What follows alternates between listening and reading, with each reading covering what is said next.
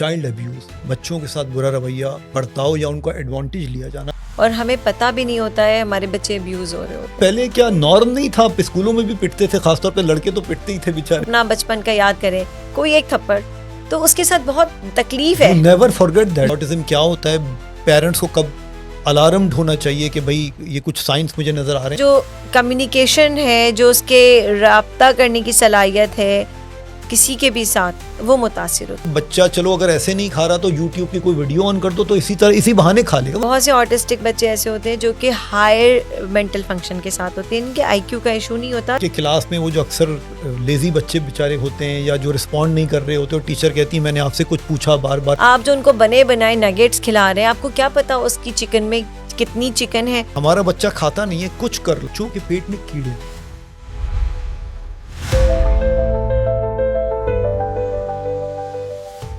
मेरा बच्चा काफ़ी बड़ा हो गया, लेकिन अब तक पूरी तरह बोल ही नहीं पाता, और जब बात करता भी है तो अपनी बात समझा नहीं पाता। ऑटिज़म क्या होता है, ADHD क्या होता है, और उन सब की अलामात क्या हो सकती हैं? अगर बच्चा गलती से कोई मुज़र शय पी ले तो क्या करना चाहिए? और हाँ, बच्चों के पेट में कीड़ों के लिए क्या करना चाहिए? आइए इन सब सवालों के जवाबात लेते हैं child specialist doctor Rifat Farrukh और न्यूट्रिशनिस्ट डॉक्टर सैयद इकराम से आज के डॉगकास्ट में। बिस्मिल्लाहिर्रहमानिर्रहीम। हमारी खुश नसीबी कि हमारे साथ इस वक्त चाइल्ड स्पेशलिस्ट कंसल्टेंट माहिर अमराज अतफ़ाल यानी पीडियाट्रिशियन मौजूद हैं, डॉक्टर रिफत फर्रुख, जिनका बहुत वसी तजुर्बा है बच्चों के अमराज के हवाले से, बच्चों की प्रॉब्लम्स के हवाले से। और आज हम इसी सिलसिले का दूसरा पॉडकास्ट कर रहे हैं। अगर आपने इसका पहला पॉडकास्ट नहीं देखा तो I would strongly urge you कि इसको ज़रूर देखिएगा। डॉक्टर साहब, वेलकम टू द डॉगकास्ट। और हम अपनी गुफ्तगू वहीं से शुरू करते हैं जहां हमने ख़त्म की थी। डॉक्टर साहब, एक बहुत इंपॉर्टेंट मसला, आम और अहम तरीन मसला, चाइल्ड अब्यूज़, बच्चों के साथ बुरा रवैया, बर्ताव या उनका एडवांटेज लिया जाना, जो जज्बाती तौर पर भी हो सकता है, जो जहनी तौर पे भी हो सकता है, और जो जिस्मानी तौर पे या खुदा न खास्ता जिनसी यानी सेक्सुअल वे में भी किया जा सकता है, यानी बच्चों को अब्यूज़ करना। ये डॉक्टर साहब इसकी कितनी किस्में हैं, कितनी तरह का हो सकता है ये? और अगर कोई हाउ वुड वी नो कि बच्चा जो है उसको अब्यूज़ किया जा रहा है, या शायद हम अनजाने में कर रहे हैं अब्यूज़ उसको, ये भी एक बहुत बड़ा इशू है। सो आप इसको कैसे देखती हैं? बहुत वास्ट टॉपिक है, कोशिश करती हूँ जितनी मुख्तसर बात कर सकूँ। चाइल्ड अब्यूज़ बहुत कॉमन है हमारे यहाँ। हालांकि हम इस्लामिक कहते हैं अपने कि इस्लामिक सोसाइटी है, लेकिन इसके बावजूद मुझे लगता है कि बहुत आम है ये प्रॉब्लम, और हमें पता भी नहीं होता है हमारे बच्चे अब्यूज़ हो रहे होते हैं। कई तरह से अब्यूज़ हो रहे होते हैं। ये जिस्मानी तौर पे भी अब्यूज़ हो रहे होते हैं, मारपीट, इमोशनली अब्यूज़ हो रहे होते हैं, और बहुत दुख की बात है कि ये सेक्सुअली भी अब्यूज़ हो रहे होते हैं, और इसको दबाया जाता है। दुख की बात ये है, इन चीज़ों को बहुत दबाया जाता है, इनको हम अपने टैबू समझते हैं, और इसको हम हेल्प के लिए भी नहीं बुलाते। पेरेंट्स बहुत दफ़ा बताते भी नहीं, और बहुत दफ़ा पेरेंट्स खुद इन्वॉल्व होते हैं, क्योंकि मैं एक टर्शरी केयर में बैठी हुई हूँ और मुझे काफ़ी ज़्यादा ये इस तरह की चीज़ें देखने में आती रहती हैं। अगर आप जिस्मानी अब्यूज़ की बात करें तो जिस्मानी अब्यूज़ भी कई तरह का होता है। एक तो मारपीट है। हम आपको पता है कि इस्लाम में थप्पड़ मारना भी इसका गुनाह है। ये कितनी छोटी-सी चीज़ है ना, लेकिन कितनी प्यारी बात है। बच्चों को थप्पड़ मारना कोई बात नहीं समझी जाती है। बच्चों को मुँह पे थप्पड़ मार देते हैं। मैं राउंड कर रही होती हूँ पेशेंट्स को, मैं देखती हूँ, मैं उनको मना करती हूँ। लेकिन डॉक्टर साहब ये पहले क्या नॉर्म नहीं था, स्कूलों में भी पिटते थे, खासतौर पे लड़के तो पिटते ही थे बेचारे। देखिए, बहुत सी चीज़ें होती थी, लेकिन वो अच्छी नहीं होती थी। ज़रूरी नहीं कि हर चीज़ जो हमारे बचपन में होती हो वो अच्छी ही जी हो, जी जी ठीक जी। है ना? तो एक बच्चे को जो आप थप्पड़ मारते हैं उसकी अच्छा, अगर मिसाल की बात ये है कि अगर आप अपना बचपन का याद करें, कोई एक थप्पड़, तो उसके साथ बहुत तकलीफ यू है। Never forget that. You never forget, कभी आप वो थप्पड़ नहीं नहीं भूलेंगे, भूलते। ठीक है? जो बिहेवियर है, जो टोन ऑफ वॉइस है, जो आपकी आवाज़ का जो उसकी ऊंचाई है, वो बच्चे बहुत नाजुक होते हैं और वो हर्ट होते हैं, बहुत दुखी होते हैं, और वो चीज़ उनके साथ रहती है, वो उनकी शख्सियत को मस्क कर देती है। तो एक तो बच्चों को उनको हाथ लगाना, थप्पड़ मारना, और कुछ वेस्टर्न सोसाइटी इस मामले में हमसे बेहतर है, क्योंकि अब वहाँ पे आप हाथ नहीं लगा सकते। फौरन और पुलिस वो एक बुला ली जाएगी। बिल्कुल बिल्कुल पुलिस बुला ली जाएगी। और आई थिंक कि चलो आप उस एक्सट्रीम तक नहीं जाए, लेकिन बहरहाल हमें अपनी अकाउंटेबिलिटी खुद करनी चाहिए। और एज अ स्पीकर अगर आप बैठे हुए हैं कहीं पे, या मैं एज अ पीडियाट्रिशियन बैठी हूँ, तो ये मेरा फ़र्ज़ है कि मैं अपने आने वाले मरीज़ की सिर्फ नज़ला ज़ुकाम नहीं ट्रीट करूँ, मैं उसकी माँ के बिहेवियर में अगर मुझे कुछ कमी कोताही नज़र आ रही है, मैं उस पे उसको बिल्कुल बताऊँ। ये टीचिंग करना मेरा फ़र्ज़ बनता है। बेहतरीन। दूसरा ये कि बच्चों को हम जो खाना खिला रहे हैं, ये मुझे लगता है कि ये एक अब्यूज़ है जो आजकल हो रहा है। आप जो उनको बने बनाए नगेट्स खिला रहे हैं, आपको क्या पता उसकी चिकन में कितनी चिकन है, कौन सी मरी हुई मुर्गी उसमें मौजूद है, उसमें साथ में कोई प्लास्टिक मौजूद है। You never know. मैं किसी कंपनी का नाम नहीं ले रही, ना किसी का। आप एक 30-35 रुपए की एक थैली पैकेट खोल के पानी में उबाला, बच्चे को दे दिया, पेट भर गया। उसी पैसे में आप एक अंडा भी उसको खिला सकते हैं ना 30 रुपए का। बनाना दे सकते हैं, एप्पल बनाना दे जी, सकते जी। हैं। एक हेल्दी पेट भरने वाली भी चले आप बात करें। आप अपनी आसानी के लिए, अपना टाइम बचाने के लिए आप बच्चे को एक ऐसा खाना दे रहे हैं जिसके इंग्रेडिएंट्स का आपको पता ही नहीं है कि कहाँ से उसका आगाज़ हुआ है, वो चीज़ कहाँ से आई है। वो आपके बच्चे के जिस्म का हिस्सा बनेगी। आप ये बताएं, उसकी पूरी शख्सियत वही खाना जो खा के वो बड़ा होगा, वो क्या बनेगा। तो मुझे लगता है कि ये भी एक एब्यूज़ है जो हम ख़राब खाने बच्चों को खिला रहे हैं। आप अपने सोशल उसमें रहते हुए जितनी आपकी तनख्वाह है, ठीक है, आप मैं उनको मटन और रोज़ चिकन नहीं, आप पुअर मेंस मीट बोलते हैं जो मिक्स्ड दालें होती हैं, आप दाल उनको खिलाएं। वो भी महंगी है, लेकिन आप ज़रा कुछ तो देंगे ना। आप दालें, सब्जियां ये खिलाएं, बजाय इसके कि आप उनको ये पैकेट उबाल के दे दें, इस तरह की चीज़ें। तो ये एक अब्यूज़ है। इसके अलावा इवन सेक्शुअल अब्यूज़ भी है। ज़्यादातर उसमें जो बच्चे बच्चियाँ आई हैं, इवन बॉयज़ भी आए हैं। मैंने खुद अपनी प्रैक्टिस में वो मदर्स कभी लेकर आती हैं, कभी बच्चा बार-बार यूटीआई के साथ आ रहा है, पेशाब के इन्फेक्शन। जो बच्चे बार-बार पेशाब के इन्फेक्शन के साथ आएँ, तो एक अच्छा पीडियाट्रिशियन वो है जो ज़रूर उस जगह का मुआयना करे, और अगर उसको कोई बात गैर मामूली नज़र आए तो उसको बच्चे से अकेले में बात करे, उसको तहकीक करे और सही जगह पे नोटिस भी करे। इवन खुद मैंने खुद ये मैं कर चुकी हूँ। और एक दफ़ा मुझे एक शाम तक एक बच्ची को लेके बैठना पड़ा था, और उसके पेरेंट्स को पता था और वो उस चीज़ को सिर्फ दबा रहे थे। तो मतलब चले ये तो एक कोई एग्जाम्पल होगी, लेकिन इस तरह की चीज़ें हमें ऑफ एंड ऑन नज़र आती हैं। और उसमें अगर आपको अल्लाह ताला ने एक ऐसी जगह बिठा दिया है जहाँ पे खिदमत कर सकते हैं, तो आप अपने लेवल पे क्योंकि उस बच्चे का जो ट्रॉमा है उसकी पूरी ज़िंदगी ख़राब कर देगा। वो बुरी यादें उसकी कभी नहीं जाएंगी, और उसका लोगों पे से, इंसानियत पे से एतमाद उठ जाएगा। वो एक बुरी चीज़ तश्कील पाएगी। इसके अलावा इमोशनल अब्यूज़ होता है। अब बच्चा बात करना चाह रहा है, आप उसको, हमारी हैबिट है हम उसको चुप करा देते हैं, तुम तो चुप करो। वो चुप करा के उसका जो कम्युनिकेशन स्किल्स हैं आपने तो वो मस्क कर दी।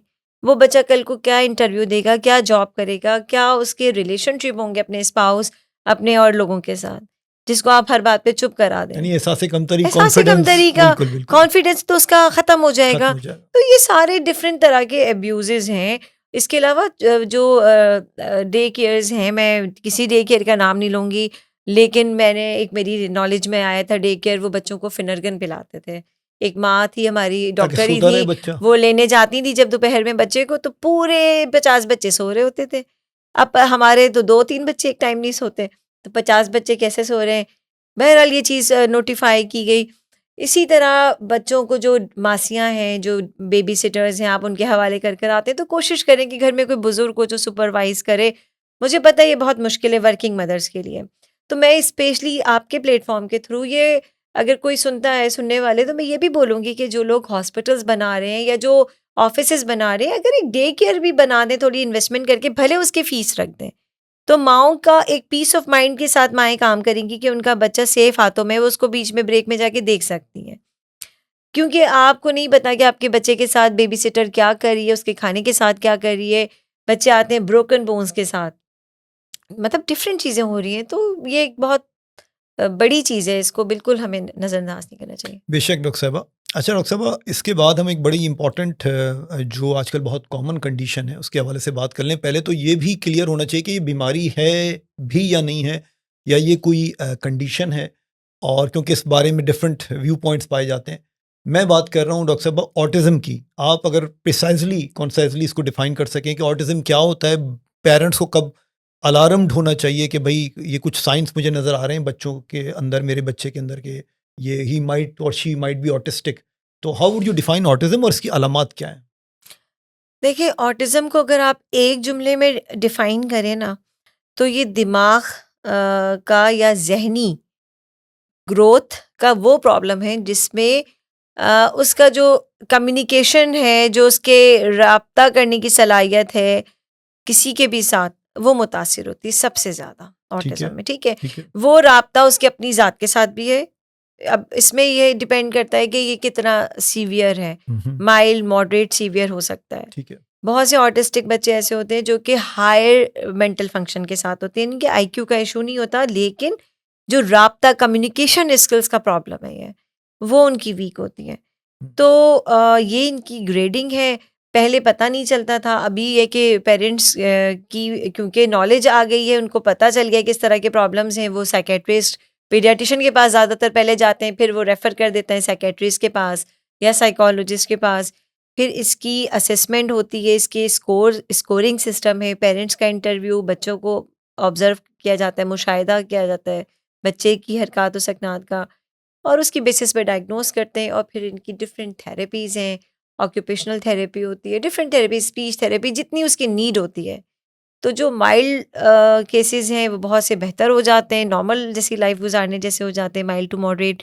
और अगर साथ में एसोसिएटेड मेंटल रिटार्डेशन है, दिमागी सलाहियतें कम हैं, या स्पीच इसमें मुतासिर हो सकती है साथ में, अगर वो बहुत ज़्यादा मुतासिर है और नहीं हो पा रही, बच्चा नहीं बोल पा रहा, तो ज़ाहिर है कि फिर वो एक लाइफ पूरी ज़िंदगी का एक उसमें देखना सो पड़ता है। डॉक्टर साहब, ये इम्पोर्टेंट है कि क्लास में वो जो अक्सर लेज़ी बच्चे बेचारे होते हैं या जो रिस्पॉन्ड नहीं कर रहे होते, और टीचर कहती है मैंने आपसे कुछ पूछा, बार बार आप जवाब क्यों नहीं दे रहे हमें, हम्म, आप कहाँ थे, आप किधर खोए हुए थे, तो वो हो ये भी पॉसिबल है कि वो जान के ये एक चीज़ ना कर रहा हो वो बच्चा, हम्म, ही और she might be autistic as well, right? बिल्कुल। सो ठीक है। अच्छा डॉक्टर साहब, इसी से रिलेटेड एक चीज़ और हम बात कर लेते हैं, ADHD क्या एब्रीविएशन है, क्या होता है, और अगेन इसकी क्या अलामात हो सकती हैं? ज़ाहिर है बड़ों में भी हो सकता है, बच्चों में भी हो सकता है। बिल्कुल, बिल्कुल, ADHD के बारे में आप बताइएगा डॉक्टर साहब। बिल्कुल। और जो प्रोफेशनल लोग हैं, अगर वो उसमें क्लासिफिकेशन में डालें तो अक्सर का निकल ही आएगा। ऐसे ही है, बिल्कुल ऐसे क्योंकि ही है। आजकल जो जितना हम लोग एक्टिव लाइफ जी, जी। गुजार रहे हैं, देखिए, ADHD attention deficit hyper activity, एक तो ये बात होगी। जैसे कि इसमें कि एक तो आप फोकस नहीं कर पा रहे, हुँ। ठीक है, और एक आप हाइपर एक्टिव हैं, आप बैठ नहीं पा रहे। तो इसमें फ़ोकस करने से ज़्यादा फ़ोकस शिफ्ट करने का प्रॉब्लम होता है। मैं आपको एक्सप्लेन करती हूँ कि अगर जब मिसाल की बात है कि ये कलम है मेरे हाथ में, ठीक है? मैं इस कलम के साथ खेल रही हूँ, और मेरी माँ मुझे बुलाती है कि भई तुम ये खाना खा लो या ये काम कर लो, तो मैं उसको ध्यान नहीं देती, ठीक है? तो अब उसमें आप ये भी बोल सकते हैं कि हम फ़ोकस नहीं कर रहे माँ हो की सकता है बात पे। मोबाइल फ़ोन पर हो आप उस वक़्त। मोबाइल के जिस मोबाइल फ़ोन पे हों भले, लेकिन हमने माँ की बात पे फ़ोकस नहीं किया, जी। ठीक है? तो हम इसको बोलेंगे अटेंशन डेफ़िसिट। लेकिन इसमें बेसिकली हो क्या रहा है कि अटेंशन डेफ़िसिट से ज़्यादा प्रॉब्लम ये है कि हमारा जो फ़ोकस उस मोबाइल फ़ोन में था, हम वो शिफ्ट नहीं कर पा रहा हमारा ब्रेन। यानी कहने के बावजूद, मुतवज्जो करने के बावजूद हम मुतवज्जो नहीं हो रहे हैं। हाँ, यानी आप इसको अगर दूसरे कान दूसरी तरफ से पकड़ें तो हम उस जगह पर हमारा हाइपर फ़ोकस है उस मोबाइल पे। इतना गुम हो गए हैं, लॉस्ट हो गए हैं उसमें। लॉस्ट हो गए, कहने ठीक को है। हमारा अटेंशन डेफिसिट है, लेकिन देखा जाए तो वो अटेंशन डेफिसिट से ज़्यादा वो अटेंशन शिफ्ट करने का प्रॉब्लम है कि जिस जगह पे हमने अटेंशन की हुई है, हम वहीं पे पूरी अटेंशन है, हम किसी और जगह नहीं देख रहे। ठीक है। जबकि एक जो अदरवाइज़ एक नॉर्मल ब्रेन है, वो ज़रूरत के मुताबिक अपनी अटेंशन शिफ्ट कर सकता है। दूसरा जो इसका पार्ट है वो है हाइपर एक्टिविटी। ये बहुत प्रॉब्लमेटिक होता है, बहुत तकलीफ़देह हो जाता है बाज़ दफ़ा, क्योंकि बच्चे अपने आप को ख़तरनाक सिचुएशन में डाल सकते हैं। आप घर के बाहर हैं, आप रोड पे भाग सकते हैं, बच्चे मॉल्स में निकल के बाहर भाग गए, हादसात हो सकते हैं, ठीक है? तो ये आप सोशली पेरेंट्स के लिए, वालिदैन के लिए थोड़ा-सा कभी-कभी ख़िफ़्फ़त का बाइस भी बनता है कि आप एक ख़ामोश रहने वाली जगह है, आप पेरेंट्स नहीं बैठ पाते वहाँ पे। तो वो एक पेरेंट्स भी माशरती तौर पे एक तरह से आइसोलेशन का बाज़ दफ़ा उनको शिकार होना पड़ता है, उनकी अपनी हेल्थ, मेंटल हेल्थ इन्वॉल्व हो जाती है, उसमें प्रॉब्लम्स शुरू हो जाते हैं। तो लेकिन ज़रूरी नहीं है कि ADHD का हर बच्चा हमें शदीद प्रॉब्लम्स में मिले, इनमें भी अच्छे नॉर्मल फंक्शन के साथ मिल सकते हैं। माइल्ड केसेस हैं जो कि बड़े होके जॉब्स भी करते हैं, सारी चीज़ें, लेकिन थोड़े बहुत पार्ट्स उसके रहते हैं जब ये बच्चे बड़े होते हैं तो उनको एंजाइटी डिप्रेशन के इश्यूज शुरू हो सकते हैं। तो आपने समझे कि देखना है, उनको हमेशा देखना पड़ता है कुछ ना कुछ उनके इश्यूज को। पेरेंट्स को पता होना चाहिए, काउंसलिंग पेरेंट्स की अच्छी होनी चाहिए कि आपने अपने बच्चे को सपोर्ट करना है। बिल्कुल सही। हमने स्मार्टफ़ोन की बात की डॉक्टर साहिबा, सो मैं आपसे पूछना चाहूँगा कि स्मार्टफ़ोन के हवाले से आजकल ये देखा गया, इवन कि मेरे अपने क्लिनिक में जब पेरेंट्स आते हैं तो वो चाहते हैं कि बच्चा जो है तंग ना करे गुफ्तगू के दौरान, तो वो स्मार्टफ़ोन पकड़ा देते हैं और बच्चा ऐसा गुम होता है उसमें कि उसे कुछ दुनिया और माफिया से बेखबर हो जाता है। इसी के साथ साथ ये देखा गया है कि माएँ जो हैं वो अक्सर ये देखते हैं विद ऑल ड्यू रिस्पेक्ट कि वो ये देखती हैं कि बच्चा चलो अगर ऐसे नहीं खा रहा तो यूट्यूब की कोई वीडियो ऑन कर दो तो इसी बहाने खा लेगा। मतलब उनकी नीयत अच्छी होती है लेकिन शायद मेथड अच्छा नहीं होता। तो डॉक्टर साहब, इस बारे में आप क्या कहना चाहेंगी? क्या ये स्मार्टफोन का यूज़ बच्चे को खिलाने के लिए, बच्चे को मसरूफ रखने के लिए क्या सही है? ये इज दैट ओके और नॉट नॉर्मल? बिल्कुल भी ओके नहीं है, ठीक है। ठीक है बहुत मैं इसके खिलाफ हूँ। जी। इसमें आपने 2 बातें कही। एक तो आपने कहा कि बच्चे को खाना खिलाते हुए मोबाइल फ़ोन दे दिया, अब बच्चा को पता ही नहीं, दुनिया माफ़िया क्या से बेखबर, वो खाता रहेगा मुँह बिल्कुल खोल। ऐसा ही है, बिल्कुल। ठीक है। खाना, आप मुझसे ज़्यादा आप इस फ़ील्ड में मौजूद हैं, आपको ये पता है अच्छी तरह कि जो खाना माइंडफुलनेस के साथ खाएँगे, वो आपके जिस्म में जाके अच्छा असर करेगा। बेशक। जो माइंडफुलनेस का मतलब ये कि आपको पता है कि आप एक-एक बाइट जो खा रहे हैं, आप उसका ज़ायक़ा महसूस कर रहे हैं, आप उसको चबा रहे हैं और उसमें आप एक मुनासिब मिक़दार में खाते हैं और वो आपके जिस्म को फ़ायदा देती है। एक्सीलेंट। अब खाए जा रहे हैं, आपको पता ही नहीं कि वो अंदर जाके आपने बगैर चबाए जो खाया वो वैसी पॉटी में बच्चों के निकल गया, तो वो तो एक तरीक़ेकार गलत है। तो मेरा ख़्याल ये कि ये प्रैक्टिस गलत है। दूसरा ये कि आप बच्चे को मसरूफ़ करने के लिए, मेहमान आ गई हैं, एक आंटी आ गई हैं, आंटी से बातें करना है, बच्चे को फ़ोन थमा दिया। अब आप ये बताएँ कि इस बच्चे की जो सोशल स्किल डेवलप होनी थी, कि इसको पता हो कि घर में मेहमान आए तो उसने कैसा बिहेव करना है, वो तो डेवलप ही नहीं हुई। उसको पता ही नहीं कि भई कोई घर में आता है उसको सलाम भी करना है, उससे खैरियत भी पूछनी है। ये डेवलप होती है ना चीज़ें। अभी आप यही नोट अगर करें कि आजकल की जो टीनेजर्स इवन आप देख लें, हमारे अपने आप के बच्चे, कि आप उनको ओवर प्रोटेक्ट हम कर रहे होते हैं। उनको पता ही नहीं कि बाहर निकल के जाके वो एक अपने लिए कुछ ले नहीं सकते। बात कैसे करनी बात है? कैसे करनी है? क्योंकि हमने उनको वो सोशल स्किल डेवलप नहीं होने दी है। और अब हम खुद अब समझे कि ये लम्हा फ़िक्रिया है, वापस लोग इस पे आ रहे हैं कि ये चीज़ नहीं होनी चाहिए। डॉक्टर साहब, एक बहुत इंपॉर्टेंट मसला, प्रॉब्लम, आपका ताल्लुक कराची के एक बड़े हॉस्पिटल से है और आप यकीनन वहाँ पर डेली इमरजेंसी केसेस इस तरह के देखती होंगी फ्रिक्वेंटली। मेरे बच्चे ने सिक्का निगल लिया, मेरे बच्चे ने तेल पी लिया, मेरे बच्चे ने खुदा न खास्ता कीड़े मार दवा पी ली। अब या ये भी मुझे नहीं पता कि इसने पूरी बोतल इसके साथ क्या किया है, पी लिया है, क्या किया है। सो ऐसे इमरजेंसी केसेस में जो स्वेलोइंग भी हो सकती है, कुछ निगल लिया है, पता नहीं क्या निकला है, या कोई कीड़ा वीड़ा खा लिया मरा हुआ, या सिक्का निगल लिया, या खुदा न खास्ता कोई दवा पी ली, तो क्या करना चाहिए पेरेंट को? फौरन कोर्स ऑफ एक्शन क्या होना चाहिए उसका? देखिए, ऐसे केसेस में फ़ौरन तो उनको जो सोर्स है, जैसे अगर कपड़ों पे वो केरासिन ऑयल है, फॉर तेल मिसाल गिर की गया तरह कपड़ों पे, तेल जी। गिर गया, तो तेल की सलाहियत ये होती है कि वो फ़ौरन हवा में उड़ता है और वो वापस सांस की नाली में बच्चे को नमूनिया कराता है, ठीक है। केमिकल नमूनाइटिस जिसको बोलते हैं। तो सबसे पहले तो पेरेंट्स ने वो जो सोर्स है जहाँ पे वो तेल या तेज़ाब या जो भी चीज़ गिरी है उसको हटाना है उस चीज़ को, ठीक है? और उसके बाद आपने बच्चे की कोशिश करनी है कि सांस की नाली खुली रहे, उसकी पोजीशन इस तरह की हो कि वो सांस लेता रहे और आप हॉस्पिटल चले जाएँ। बस इसमें इमरजेंसी में आपको जाना एक है। मशवरा ये कि सबसे पहले, क्योंकि आपको नहीं पता कि वो जो उसने पॉइज़न लिया है, क्योंकि हर पॉइज़न में आपने उल्टी नहीं करानी होती, ठीक है? जो मिट्टी का तेल बच्चे पीते हैं, इसमें आपने उल्टी करना मना होता है इसमें एक्चुअली, ठीक है? इसमें आप बच्चों को सीधा बिठा देते हैं क्योंकि आप उल्टी करोगे तो वो तेल सारा का सारा हमारे लंग्स में चला जाता है और उसको ख़राब करता है। ठीक है। तो हर उसमें आपने उल्टी नहीं करानी होती, तो इसलिए आप बेहतर है कि आप चले जाएँ और जो बॉटल है या जो भी चीज़ है वो लेके जाएँ, ताकि उसकी मकदार का भी पता हो और वो क्या चीज़ है, ताकि एंटीडोट अगर आपने देनी है फ़ौरन, तो आपको पता हो कि किस चीज़ की। कभी बच्चे दवाइयाँ खा लेते हैं, घर में कोई कार्डियक पेशेंट है उसकी टैबलेट खा ली बच्चों ने, मल्टीविटामिन, आयरन की पूरी बोतल पी ली। अभी मेरे जानने वालों में एक कॉफ सिरप था, तो वो खांसी एक के बच्चे शदीद। ने, हाँ, 60 ml, वो बच्चा खाना भी नहीं खाता, उसने वो 60 ml उसने वो पी लिया पूरा। तो बड़ा मज़े का लग रहा होगा उसको। हाँ, मतलब ऐसे ही कुछ होगा। तो इस तरह की चीज़ होती है। अच्छा, सबसे ज़्यादा देखिए, अब ये तो आ गया तो आपने इलाज करना है, अब वो डॉक्टर आप चले जाएंगे, वो उसका जो गाइडलाइंस है, हर चीज़ के प्रोटोकॉल होते हैं बच्चों, स्टमक साफ किया जाता है, कहीं different, जी स्टमक जी, साफ किया जाता है, कहीं पे एंटीडोट डिफरेंट दिया चीज़ें, जाता है, जी, एंटीडोट दिया जाता है, ठीक है। अच्छा, और जो दूसरी बात आपने की थी फॉरेन बॉडी, कि वो जो सिक्का, सिक्का गले में, तो इधर नाक में, कान में भी फंसा लेते हैं।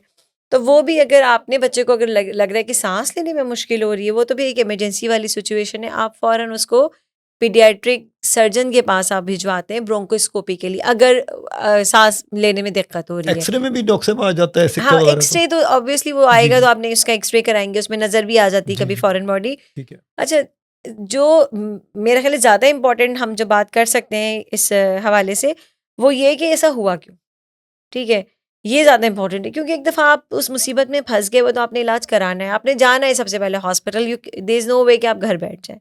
अब हुआ क्यों, जो मैं देखती हूँ दिन रात, छालिया और गुटखा, छालिया और गुटखा, माँ के मुंह मुंह में भी, स्पेशली जो सेंट्रल डिस्ट्रिक्ट में हम प्रैक्टिस कर रहे हैं, एक वबा है, एक खवातीन गुटखा नासूर है, डॉक्टर साहब, बिल्कुल ख़वातीन, माँ भी गुटखा और बाप भी गुटखा।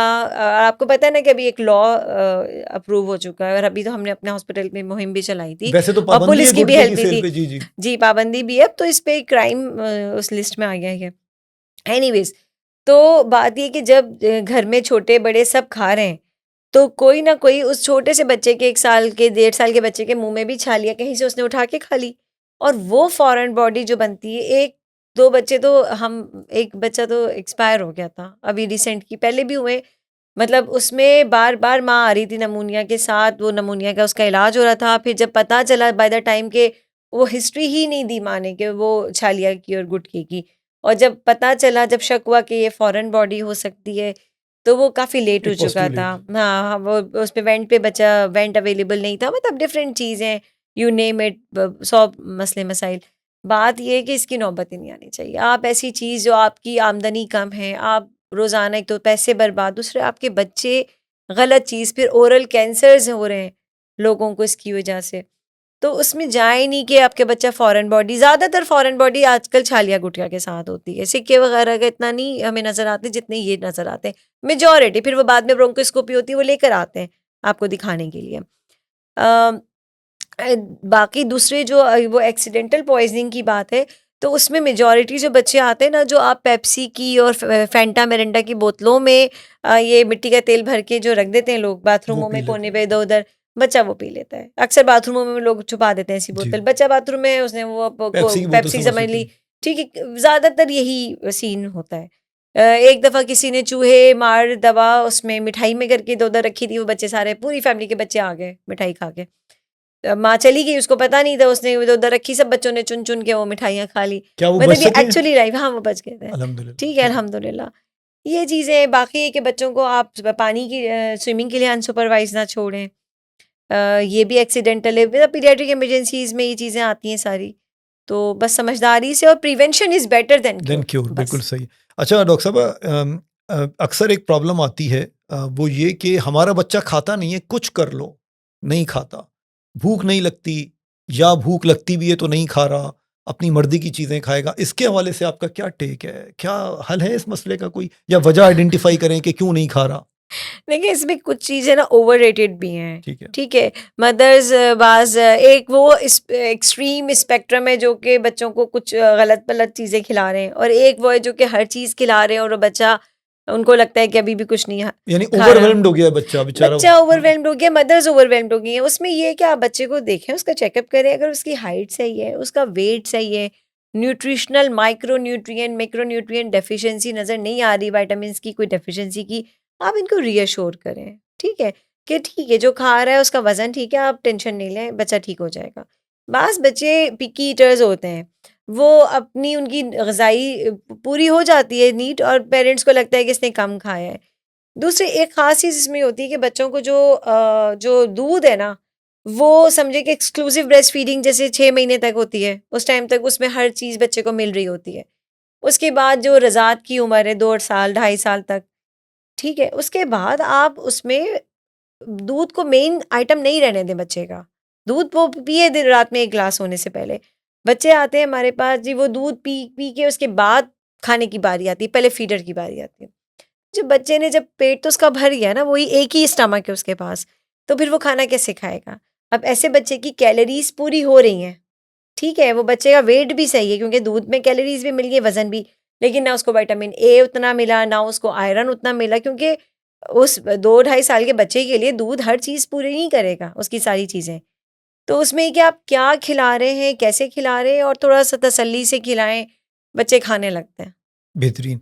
अच्छा डॉक्टर साहब, फाइनली एक अगेन बहुत इंपॉर्टेंट सवाल वो ये कि बच्चों के पेट में कीड़े, हुँ। सो अक्सर माँओं को उस वक़्त पता चलता है कि जब पॉटी करता है बच्चा तो केचुए, वर्म्स आ रहे होते हैं ना, ठीक है? हुँ। तो इसके हवाले से क्या अलामात हो सकती हैं कि बच्चे के पेट में क्या, मतलब जब इन बच्चे के पॉटी में ही कुछ निकले उस वक़्त इंसान इलाज करवाए उसका, या इसके कुछ और सिम्पटम्स भी हो सकते हैं जैसे भूख का ना लगना या पेट में दर्द या कुछ और? तो ये कॉमन कंप्लेन ना बच्चों के पेट में जो वर्म्स होते हैं, तो इसकी अलामात क्या हो सकती हैं डॉक्टर साहब? और ज़ाहिर है फिर इसकी ट्रीटमेंट तो है कि डॉक्टर के पास आपको जाना है जो आपको शरबत, सिरप वगैरह इसके हवाले से देंगे, या इसके कुछ टेस्ट भी हो सकते हैं वगैरह स्टूल के?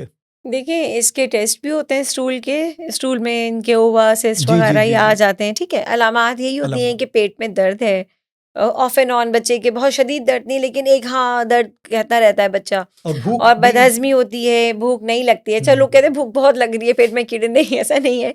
भूख उसको कम लग रही होती है, बच्चा ठीक अक्सर है, कम खा रहा होता है। इसके अलावा वही इसका पेट खराब, कभी ठीक है, कभी खराब है, मतलब एक उसका सिम्पटम रहता है ठीक है, बच्चे का, ठीक है। ठीक है? तो उसमें अभी डब्ल्यूएचओ भी ये कहता है कि आप 2 साल से ऊपर के बच्चों को हर 6 महीने पे आप एक दफ़ा डिवॉर्म कर दें। आपको याद होगा अभी रिसेंटली भी स्कूल बेस्ड कैंपेन चली थी, और उसमें भी पेरेंट्स बहुत परेशान थे, अप्रीहेंसिव थे कि वो दें सफ़ेद गोली या ना दें। पेरेंट्स लिख-लिख के स्कूल में मना कर रहे थे, नहीं हमें नहीं दिलवाना, हमें नहीं दिलवाना। भैया आप दें, ये ज़रूरी है आपके बच्चे के लिए। दूसरे ये कि ऑटो इन्फेस्टेशन जिसको बोलते हैं, कि अपने अगर बच्चा अपनी पॉटी खुद क्लीन करता है तो उसके नाखून हाथ नहीं धोए सही ट्रिम तरह। हो, और हाथ उसने सही से, माँ उसको सिखाए, हाथ धोना भी तो एक आर्ट है। सही साबुन, घर में आप हर चीज़ आ रही है, लेकिन सबसे ज़्यादा जो सस्ता आ रहा है वो आप अपने बचत साबुन कर रहे हैं, वो हाँ। साबुन पे कर रहे हैं। आप साबुन लेकर या आएँ, नाखून बड़े हैं बच्चे या के। नाखून बड़े हुए, इन चीज़ों को अपनी सफाई-सुथराई, किचन में माँ खड़ी हुई है, वहाँ पे एक साबुन रखे कि बच्चे के पास आपको जाना पड़ रहा है, आप अपना हाथ धो के जाएँ। खाना खिलाने से पहले हाथ धोएँ, पॉटी वॉश करवा के उसके हाथ धोएँ, और नाखून कटे हुए। सबसे ज़्यादा जो मुझे बुरी लगती है चीज़, जो नाखून बड़े हुए होते हैं ख़वातीन के, ठीक है, एक एज होती है इन चीज़ों की, जब आपके छोटे बच्चे हैं, कुछ अरसे, कुछ साल है ना छोटे बच्चों वाली एज, उसमें आप अपने नाखून छोटे रख लें।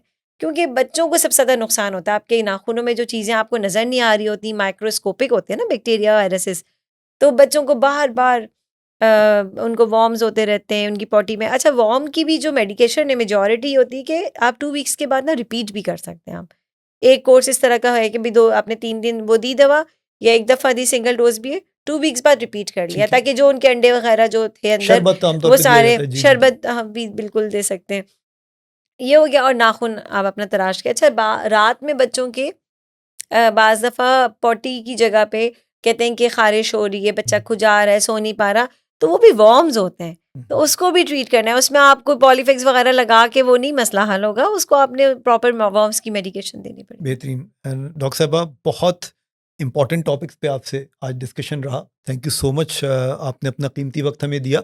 सबसे अच्छी चीज़ हमें ये लगी कि आपने बहुत ही सलीस, आसान लफ्ज़ों में, बहुत ही खुलासा करके, समराइज वे में बड़े आम इम्पोर्टेंट टॉपिक्स को कवर किया। सो जज़ाकल्लाह, और we are really thankful to you doctor साहबा, और इंशाल्लाह ताला उम्मीद है कि आपसे वक्तन फ़वक्तन मुलाकात होती रहेगी। इंशाल्लाह। Thank you so much. Thank take you, care. Allah हाफ़िज़।